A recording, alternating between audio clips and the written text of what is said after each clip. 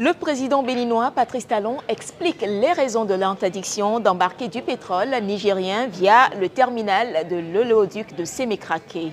Si vous voulez charger votre pétrole sur nos plateformes, dans nos eaux, alors vous devez considérer que le Bénin n'est pas un pays ennemi et que le territoire du Bénin ne peut pas faire l'objet de trafic illicite ou bien alors d'échanges informels. Alors si nous sommes vus comme des ennemis, alors notre maïs aussi doit être vu comme un maïs ennemi. Le sorgho, le mil qui va au Niger, sont-ils devenus des produits ennemis du Niger? Et pourtant, nous les laissons partir. On ne peut pas nous voir comme des ennemis et vouloir de nos biens, de nos efforts, de notre collaboration, autrement que dans l'adversité également. Ce n'est pas que nous avons refusé de mettre à contribution notre territoire, notre administration, nos moyens pour les échanges entre le Niger et le Bénin. Nous disons que cela doit se faire de manière formelle. C'est tout. Si demain, les autorités nigériennes décident de collaborer avec le Bénin de manière formelle, les bateaux viendront charger. Mais pas dans un environnement d'informel et d'adversité qui ne se justifie point. Voilà la situation. Et je suis malheureux de le constater et j'appelle de tous mes voeux les autorités nigériennes pour que le Bénin et le Niger retrouvent la fraternité qui a toujours existé et les rassurer que le Bénin n'agressera jamais le Niger. Il n'est pas de notre intérêt. Nous n'avons aucun intérêt à le faire, ce n'est pas de nos intentions. Pourquoi on le ferait? Pourquoi le Bénin serait un pays ennemi, adversaire du Niger? Pourquoi les autorités béninoises seraient des adversaires des autorités nigériennes? Il n'y a pas de raison pour cela. Patrice Talon a également posé ses conditions pour la levée de l'interdiction. Il suffit que les autorités nigériennes le veuillent. S'ils le veulent ce soir, ce sera le cas. Nous disons, mais bien sûr, on ne peut pas dire que les échanges avec le Bénin sont interdits, que le Niger ne veut aucun échange avec le Bénin et demander que les bateaux pour le Niger viennent accoster dans nos eaux. Nous n'avons pas de conditions. Nous sommes ouverts, nous le voulons bien, ça dépend d'eux.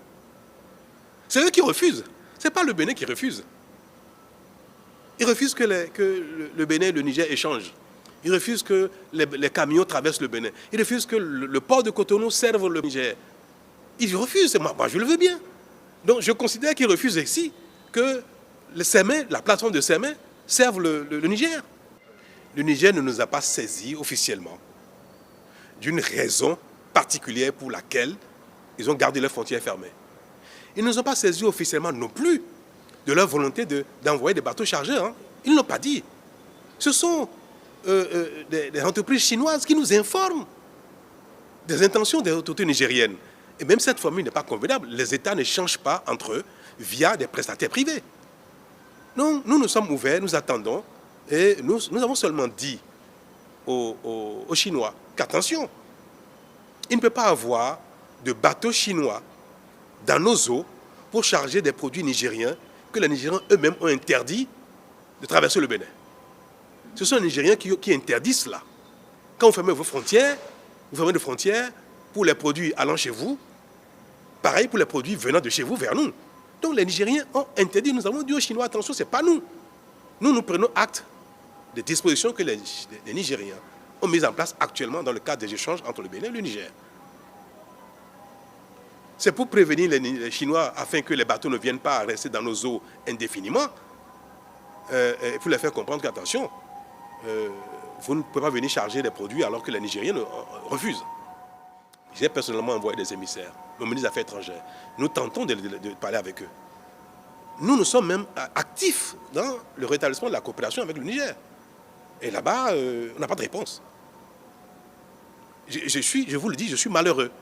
Les relations entre le Bénin et le Niger sont tendues. Suite au coup d'État qui a renversé le président Mohamed Bazoum, le Bénin s'est aligné sur la position de la CEDEAO, Communauté économique des États de l'Afrique de l'Ouest, en appelant au rétablissement de l'ordre constitutionnel au Niger. Dans un premier temps, Patrice Talon a même exprimé son soutien à une intervention militaire de la CEDEAO pour renverser les putschistes. Mais sa position a changé depuis. Il y a un temps pour condamner, un temps pour souhaiter un rétablissement de l'ordre constitutionnel, mais aussi un temps pour prendre acte. Donc le Bénin a été l'un des tout premiers. J'ai plaidé pour que les sanctions soient levées et que la situation au Niger revienne à la normale. C'est le cas.